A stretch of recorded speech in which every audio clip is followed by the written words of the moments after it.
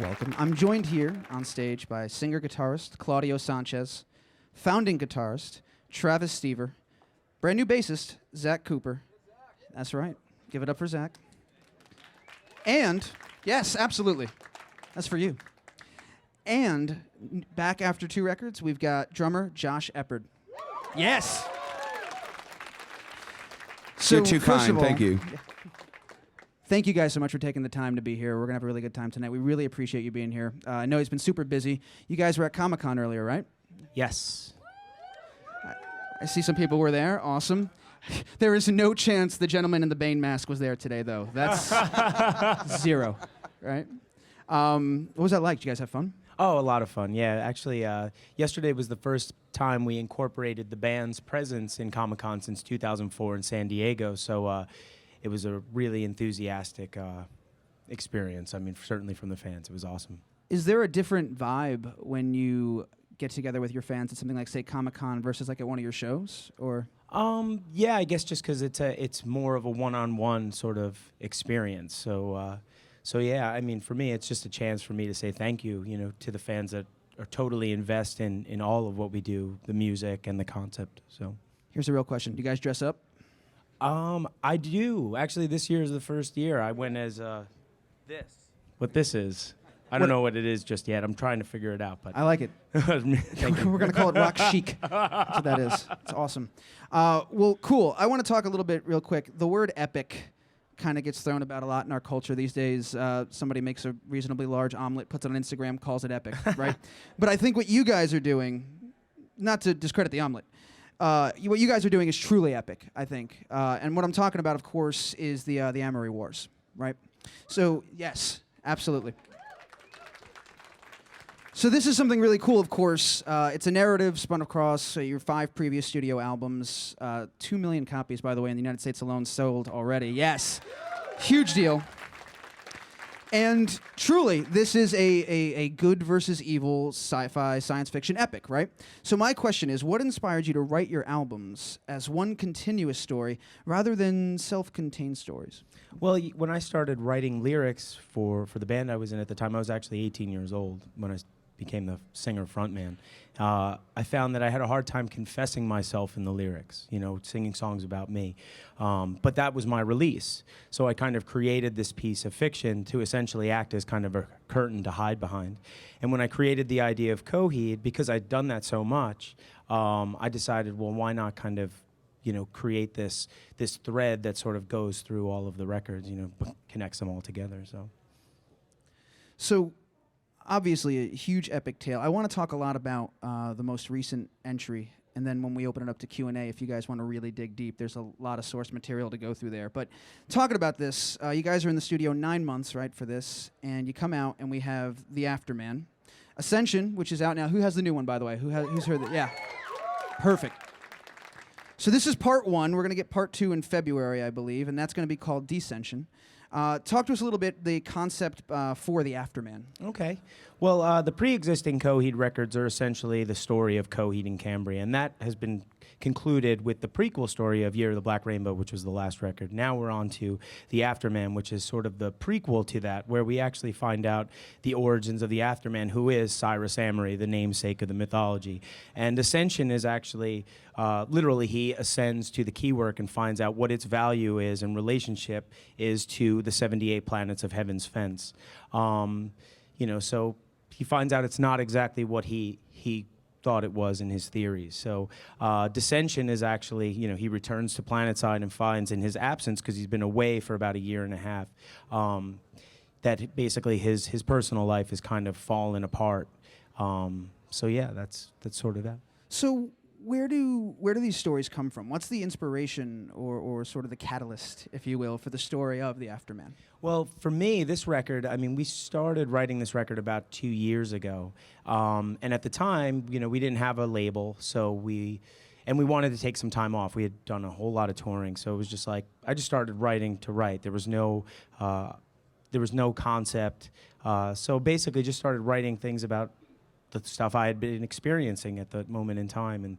And when I was finished with with the material, I kind of started to see the thread, and the concept started to kind of present itself. Certainly with a song like the Afterman, you know, that's when I realized what the concept was going to be about. So I want to talk a little bit about the process and sort of where these all come from. 9 months working on this album. Do you conceive of the entire story and then go back to these guys? Is it a collaborative process? Do these guys get input on the story? Sort of how does that look? What's that process like? Would you like to answer that one? Well, as far as the recording specifically, you know, it's always different, especially with this record. We recorded this record differently than any record that I ever did with Coheed and Cambria, and any record I ever did in my life. So we would kind of take a small batch of songs and focus in on those songs, as opposed to the way that we had done records in the past. And I think a lot of bands, they say, you know, 2 to 3 weeks we'll do the drums, and then we do the bass, and then, but we broke it up. We would do 3 songs and take the time. We would go to Claudio's house, the big beige, and we would sit in his basement and really learn the songs. And by doing that, it allowed us from the musical side to kind of hone in on these songs. You weren't weighted down with, you know, having to get 12 more songs in the next 8 days. You know, we did 3 songs, and then we moved on to the bass. And I think it allowed for us just to really focus and to give the songs the attention that they deserve. And that was one of the things that really stuck out about Afterman. It was different for me. It was different for us. But as with most good ideas, I said to myself, why didn't we do every record like this? I don't know if that answers your question entirely, but that was the process of the recording. So cool. Zach, so you walk into this. The bands you've played with in the past, I imagine every song they wrote was just as epic, of course, right? So this was old hat, right? Oh, for sure, yeah. Talk a little bit about that for us. What was that like walking into Coheed and Cambria? It was really intimidating, actually, because I was a fan of the band for years before. So basically, I kind of came in when the recording process, I guess, started, or around the time it started, and it was a really unique experience for me coming in, auditioning on new songs that I'd never heard before, recording songs that I'd never heard before, you know, kind of coming in, I just kind of got thrown into the mix pretty quick. And the whole time I was there, I was still working a full-time job. So I would come up to the studio for like a day a week, and then it was like 2 days a week, and then I started coming up more frequently as things were kind of moving along. So it was a really awesome experience.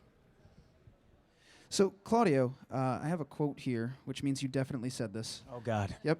No, it's okay. It says, with all our older albums, my thing was always figuring out how to fit my life into the Amory Wars concept. I knew where each one set in terms of the story. So what's different about this album? Well, with the previous records, I always had I always knew what story I was going to tell within the Amory Wars saga. So essentially I had the dots, you know, and the songs would basically connect them. So I would figure out ways to take my life and kind of use that to motivate the characters, you know, give them, you know, purpose with, you know, something that's very personal to me. You know, this record I didn't have the dots, so to speak, you know. I just kind of started writing, you know, things that just kind of inspired me at the moment. And I think for those fans that are going to be participating in the deluxe edition, they're going to get to see kind of that process because, you know, with the lyrics,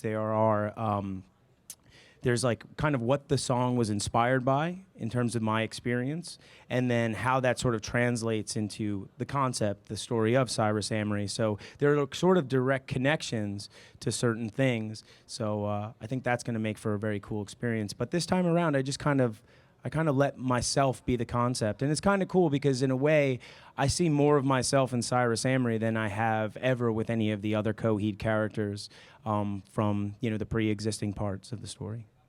Right, so for those who don't know the entire tale here, I'm not going to give away any spoilers or anything, but Cyrus, basically he goes on a journey and makes arguably the greatest scientific discovery ever known, but then the death of his wife upon his return causes him to realize what was truly important, and his only mission now is to make amends. So I guess after hearing you say these are deeply personal things that you draw upon, where can you say the inspiration for this character kind of came from? Well, it was definitely from the song "The Afterman." The Afterman was actually an experience my wife had. We had taken a trip to Florida for a minute, and we decided to go out on a boat one day, and our cell reception was pretty poor. And when we returned home, she discovered that someone really important in her life had passed away on Facebook. So it was just kind of that. I'd never really experienced anyone go through something like that. So that kind of was the catalyst to what the story would be for Cyrus. And that song actually has almost some direct quotes that my wife had actually said to me while going through that grieving period. I mean, that whole bridge, your selfishness has robbed you of the man you could have been. I wouldn't change a thing about you. I love you dearly, my friend. We were in the car when she said that one day. She was just kind of thinking about, what she might have said to him. But the big question is, for Cyrus and discovering the key work, it's very much about loss, and yeah. So no question, deeply personal. And I guess one thing I was wondering, there's a lot of fans out there that sort of know this lineage and know these stories inside out. And then some of them I was talking to that actually, they just love the music. They had no idea that there was such a deep connection through all of it. They just enjoy, listening to the songs. Is there... From your perspective, do you have a preference? Like, do you want to, if you could encourage everyone, no, really listen, or no, if you just enjoy the music, that's good, I dig it, that's okay. Like, where do you stand on that? How do you feel about that? Yeah, I mean, I'm it's really in the eyes of or in the ears of the listener, how they want to experience this. This concept is really there as an option. If you want the material to live off of the CDs or the vinyl or the tape, it's really entirely up to the listener. So I encourage however, you want to experience it. I'm a fan of it all, so it's cool with me. So. Josh, back after 2 records. How's it feel to be back? It feels wonderful. Well, was it pretty much like, yeah. Okay, moving on, good. It does. Nope. I'll check that off. We'll keep going.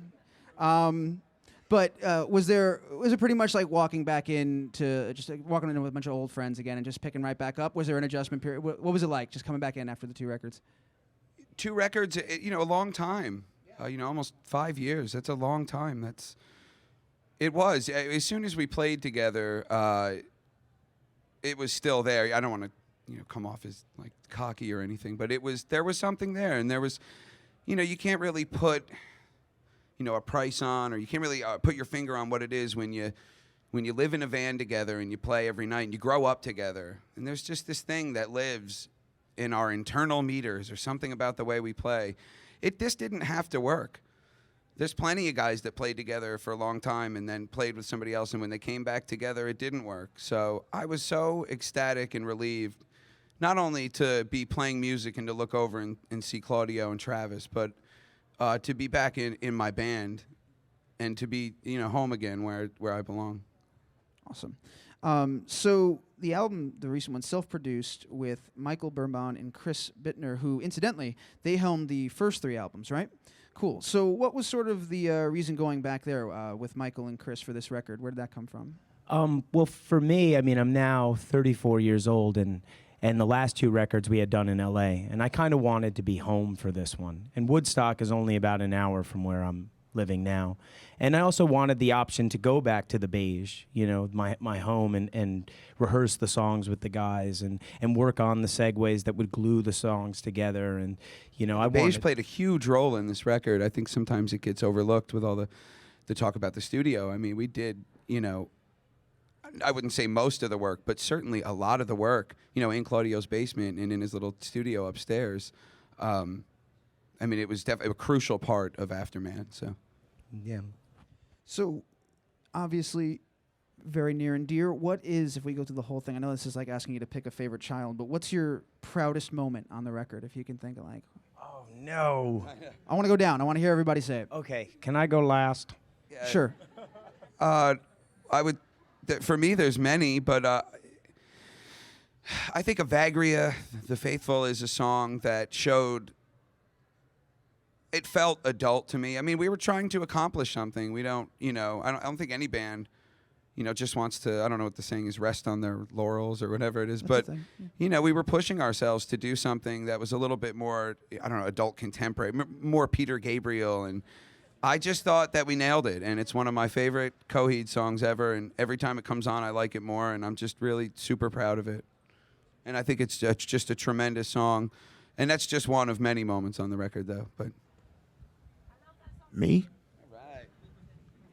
I mean, since we'd just be talking about Ascension, right? So then Vagria I honestly would have to agree with that, because it's just 3 definitely votes. a step out of the box for the band in general. I mean, I remember when Claudio first wrote the song, it was apparent how different it was from the moment I heard it. But then, where we took it after that was just kept getting further and further from what we had done before. And that's why I'm in love with it, because, it's just something completely different. I feel the same way about Vagria. Oh, I'm not gonna man. lie.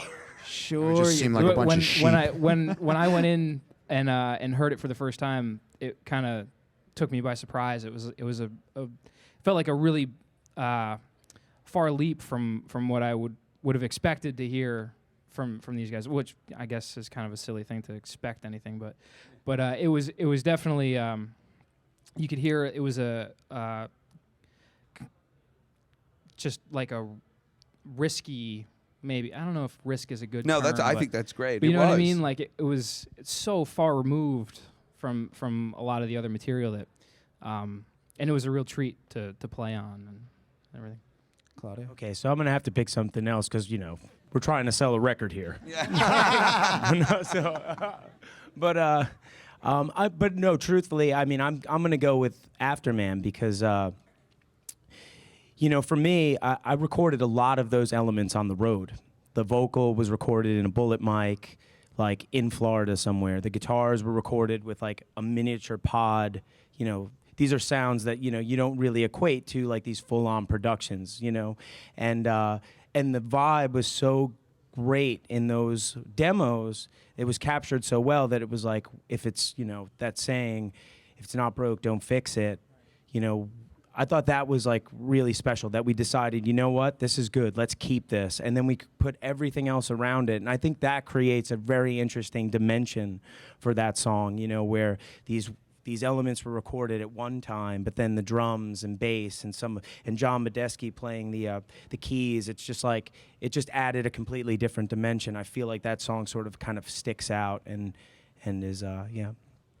We're going to throw it over to you guys in just a second, but I want to talk a little bit about the future ahead. So we talked about how epic the story's been. There's a really cool thing that I saw recently. Mark Wahlberg announced that he and Steven Levinson of Leverage Productions are going to turn the Amory Wars into a big screen live-action feature film, which, yeah, so cool. So what can you tell us about this, if anything? Nothing. No. Thank you. Well, I mean, really, it's just a partnership between the property, the Amory Wars, and the production company Leverage. I mean, right now, it's really just that, but I'm really, really excited, so we'll see. Coheed and Cambria film score, perhaps? Maybe. Maybe. I like to think of, this is like the perfect world scenario, that the music on the albums would get transcribed and adapted to full-on orchestrations. But like Stan Lee does with the Marvel movies and kind of has his little cameo, to me, I would like for the actual band versions to kind of maybe poke in as a cameo. Like, That's really cool. So. And then you could like be a guy in a phone booth too. Like you could do like the Stanley thing, literally. Totally. Yeah. Awesome. So let's open it up, guys. Raise your hands. We got people on either side. They'll come over to you, and we'll take some questions from the audience. So we're gonna do over here on the left, second row. So the art in the new album, I looked through the book, I looked at all the pictures, and I think it's clear that you guys are trying to bring the art and visualize each song. So I'm curious who's responsible for, bringing that visualization to the fans. Well, I think when we were talking about the deluxe edition, because the deluxe edition actually has like the full pieces, it was just something that, with the last record, with Black Rainbow, we did the 352-page prose novel, and that was a little bit of of an endeavor, and I didn't want to have. I wanted these things to kind of be together, if that makes any sense, almost like a song by song of what they mean in the story. But I also wanted to have some visual that would accompany it in a more surrealistic fashion, so it kind of feels a little perplexing, you know, as opposed to just kind of giving you everything literally. You know, some sort of companion that kind of like takes everything and makes it sort of off kilter, but you can sort of see the relationship between the visual and the text. I mean, it was just something we wanted to do. We wanted to give an experience to each song, as opposed to like dividing the two and here's your book, here's your music. Like, let's put them together. Let's make it all gel and work in a really interesting way. So, Stage right. Do you plan to re-release the Year of the Black Rainbow book? Not at the moment, but maybe. I mean, right now we're actually working on a prose adaptation of Second Stage, so it's taking a little while. But I guess in releasing that, then maybe we will. It's not something that's like kind of at the foreground, but it makes sense that maybe we should. So. Front row in the center. I actually want to know if Tuesday's show was like initiation for Josh, because everybody just kept flying towards you guys. You mean Zach? I mean, yeah, sorry. I was staring at you and I'm thinking, sorry. Okay. But yeah, you looked awesome, by the way. Maybe that's why you're so pumped, but was that like initiation for Zach? What? How do you feel about the crowd on Long Island? Oh, the crowd on Long Island was amazing. Yeah, that was incredible.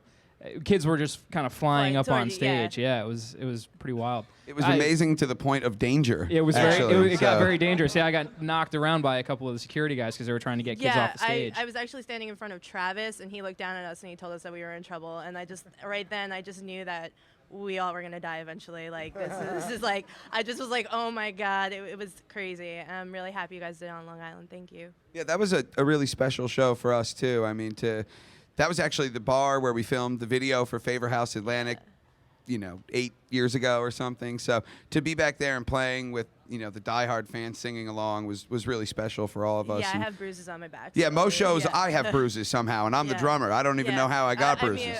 But my whole leg is bruised. I really had, it's not a joke, I seriously have bruises. But well, I mean, you were going crazy. We were having so much fun. That energy is contagious, and it was you guys in the crowd that really made it a special night. So, I mean, it's just as special for us, if not more. So thank you. Okay, stage right, far right corner.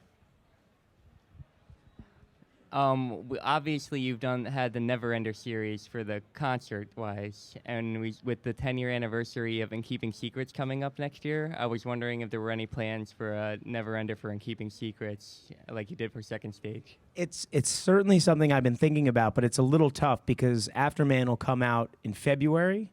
So I'm not sure how the support tour is going to be scheduled for that, but it's something I've definitely thought about.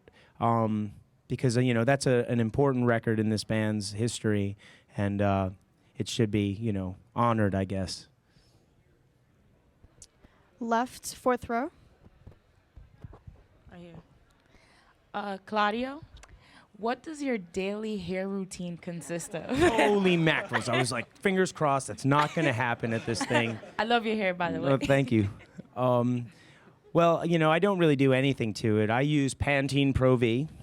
I've seen them. Yeah, that's really the only thing that I can get a comb, through it. And I mean, if you share a room like we do on the road, I mean, these guys are kind of come after the war that I have with my hair in the shower. So there is all sorts of stuff like just on the walls and in the tub and on the ceiling. Yeah. Somehow it's on the ceiling. Stuffed up drain. Sometimes I like to leave presents on the top of the spout. So in case it falls down, someone thinks it's a spider or I don't know. It's brilliant. Censor, third row. I was just curious about the story for the Amory Wars, if you knew what was going to happen in each part of it, or if you just sort of wrote it as you guys made it.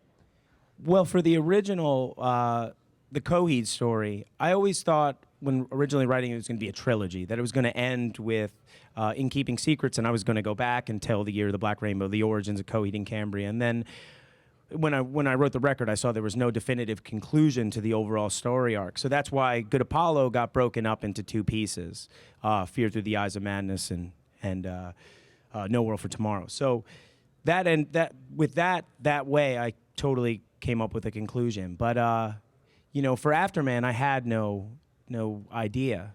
I wasn't sure if I was going to tell a story in the Amory Wars, though I kind of felt like I was going to, just because I really like adapting these things to comics. I mean, it's just part of the natural evolution of the band and its songwriting that I just really enjoy, and I almost feel like I'd miss if it wasn't there. But no, not for Afterman. It wasn't until the songs were written that I kind of started to piece together what it would be conceptually. On your left, third row. Yeah, hi. What is your creative process when you're writing these songs? I'm a guitarist and I like to write, and I find that I can't sit down, and it's usually an inspiration thing. So what is the process for you, and how do you manage to write such great songs? And so what is the process like, and how do you find inspiration for yourself and for the rest of the band? What is it like adapting the songs to a full band kind of composition?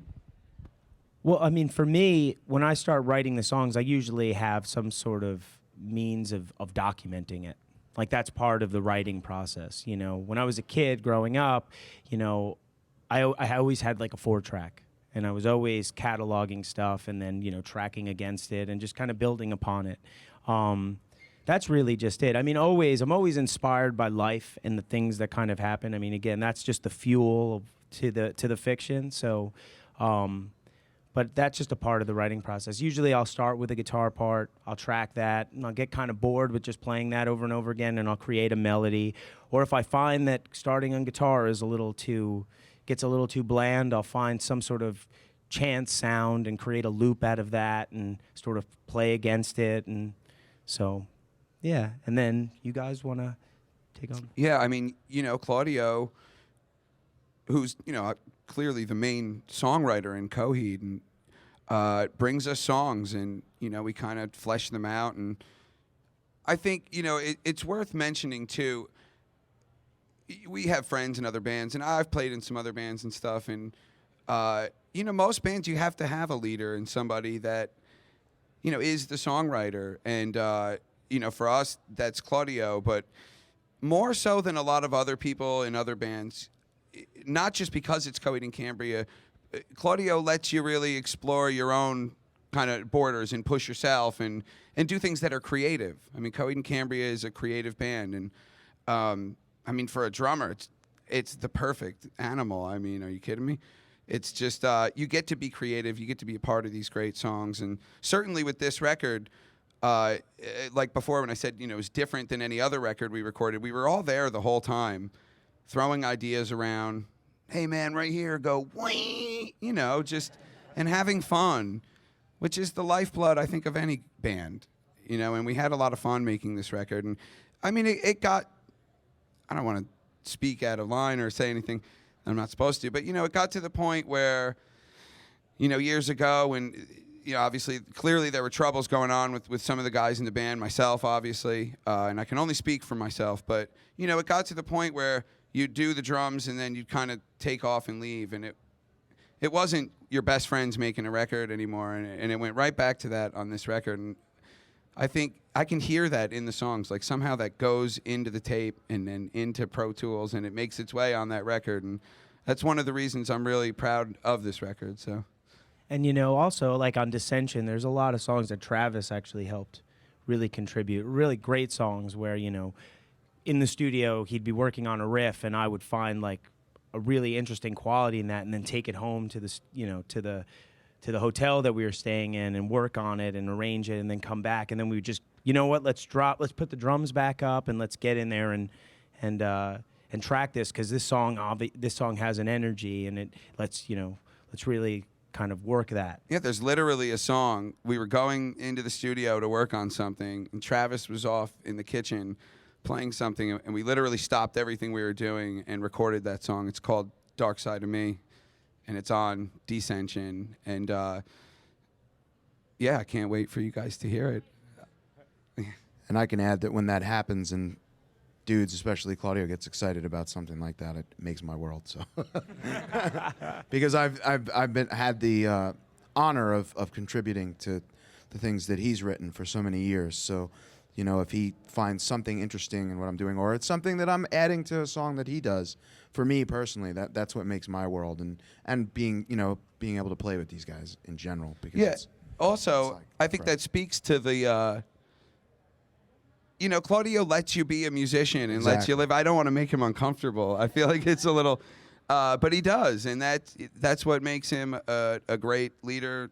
And I'd follow this guy to the end of the world. So yeah, there's a vision that's there, obviously already that he has, and sometimes I've found with us throughout the years, like somehow I've kind of nailed it in a way to add to that, and sometimes not. Sometimes we all need a push, and that's how we help each other as a band. Like Josh was saying, we'll be in the studio, and there's parts where even Josh would be standing there, and you go, I could hear like a little there, and or this. that's or my that. specialty. Yeah, actually, I call that musical moron communication, because none of us are schooled musicians, really, or anything. I mean, it's just like we just know how to kind of talk to each other, and Zach stepped into that, and I don't think he speaks in musical moron terms the way that we do, because I think he is pretty schooled actually. But at the same time, he's able to communicate with us, just on that level, and it works out amazing. Final question. He's been raising his hand forever. Will there ever be any comics for No World for Tomorrow? Yes, I mean right now I think in terms of Amory Wars, I think we want to redo Good Apollo 1, Fear Through the Eyes of Madness. So once that's complete, we'll probably push into No World for Tomorrow and conclude it. So. Awesome. Thank you guys for amazing questions. Thank you guys. Thank you I was gonna again try. to Claudio, Travis, Zach, and Josh for being here.